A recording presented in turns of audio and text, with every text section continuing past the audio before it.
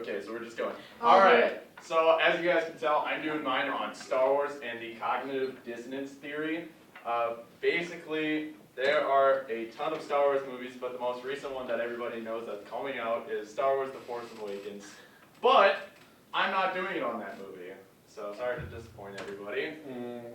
Basically, just kind of an overview, what we're going to be doing is we're going to go over the background of Star Wars, and then we're going to look at the fan fiction portion of it. What I'm trying to do here is blend the movie as well as a fan fiction.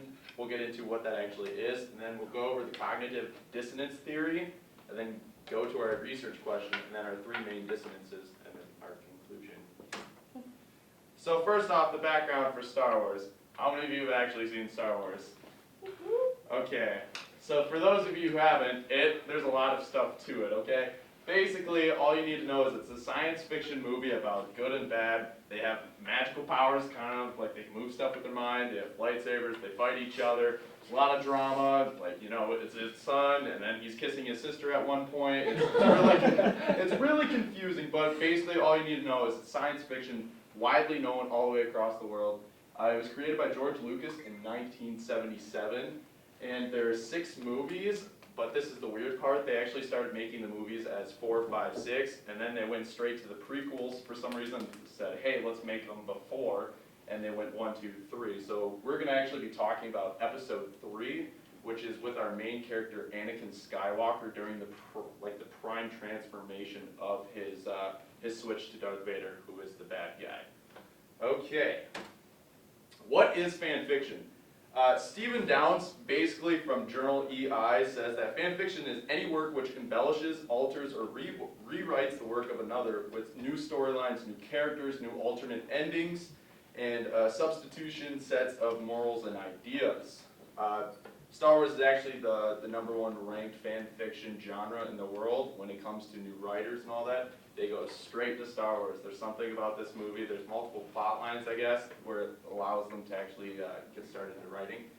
But what we're going to be looking at is A. Valera's Burning. I might be butchering that, I might not. Basically, it's her take on the transformation of Anakin Skywalker to Darth Vader. But it takes place 10 years after episode 3. So it's him contemplating his decisions and what he did that day with Obi-Wan and so, cognitive dissonance in our book from chapter 16, it's basically the distressing mental state caused by inconsistency between a person's 2 beliefs or belief in an action. The book gives us multiple explanations, like Aesop's fox. Basically, there was a fox, he saw some delicious fruit, and when he tried to reach for the fruit, he couldn't, and when he decided that he couldn't reach the fruit, he said, well, I don't want that fruit's going to be bad either way, and I just don't want it. Also goes to smoking, which it's like smoking is bad for somebody. I know that smoking is bad, so they kind of create an alternate or illusion. They convince themselves that smoking isn't as bad, or it's like, hey, it relaxes me or something like that. And then we go into Anakin's transformation to Darth Vader. We're going to try and blend the two together. Our research question, how does Anakin's dissonances lead to the creation of Darth Vader? 3 main dissonances of Anakin Skywalker are Anakin versus the Jedi Order, and then Anakin versus Padme, that's his love interest, and then Anakin versus Darth Vader, his future self. Anakin versus the Jedi Order. This is the very beginning of the transformation process. His current belief at this point is that, Jedi are good, I am with the Jedi, I want to be a Jedi Master and all that. So his hopes to become a Jedi Master, that's basically what he's set on. But he becomes way too impatient because people are telling him, hey, you need to wait, you aren't ready for the trials yet. And so he starts trusting the Emperor more because he finds that the Emperor finds this invulnerability in Anakin Skywalker and basically says, hey, you should be a Jedi and all that, screw those guys, basically. And we can compare this to Aesop's fox because if you replace the fox with Anakin and you replace the fruit with the Jedi Order, it describes what's going on. Anakin can't reach this Jedi Master position, so he's basically saying the Jedi aren't good enough for me and I don't want to be a Jedi. Next we go into Anakin versus Padme, which is the middle towards the end of the transformation. His current belief at this point is that the Jedi are wrong, and he justifies his decisions to save Padme. Basically, this goes by, the smoking technique of it. When you smoke and all that, it's kind of, what am I trying to say here? He justifies the decision basically because Padme is she's still on the good side, Anakin's on the bad side.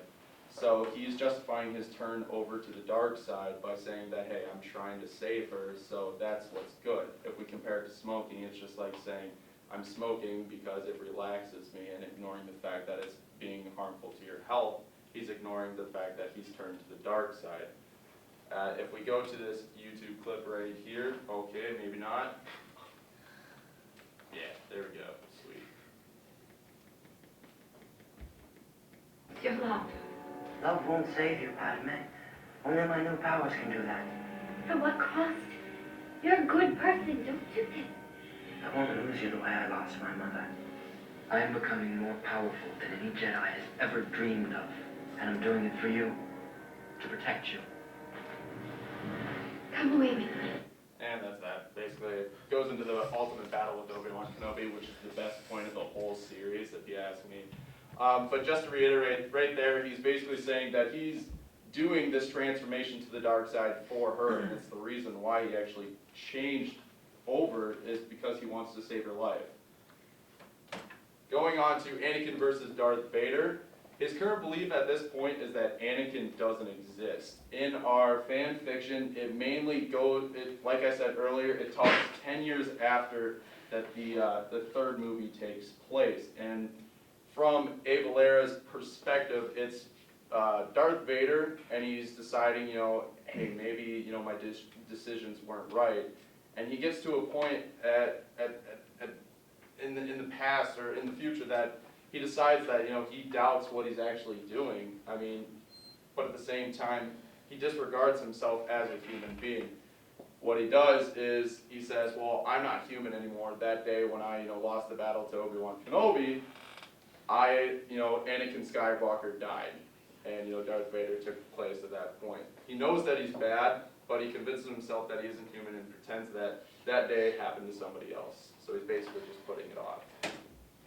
In conclusion, Anakin's three main internal conflicts slowly loses trust from the Jedi and starts gaining trust in his new abilities, basically from the dark side, changing his attitude towards the situation instead of constantly abandoning his beliefs would have kept him on the path to becoming a Master Jedi, and due to the impatience and hatred Vader was created during his vulnerabilities. So that's